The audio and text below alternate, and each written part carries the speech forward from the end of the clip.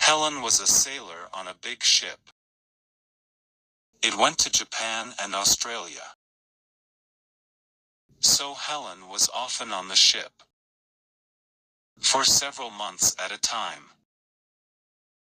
When he woke up in the morning and looked out, he only saw the sea, or sometimes a port. When he was 23, Helen got married and bought a small house with a garden in his wife's town. It was far away from the sea. Then he had to go back to his ship. And he did not come home for 2 months. He went from the port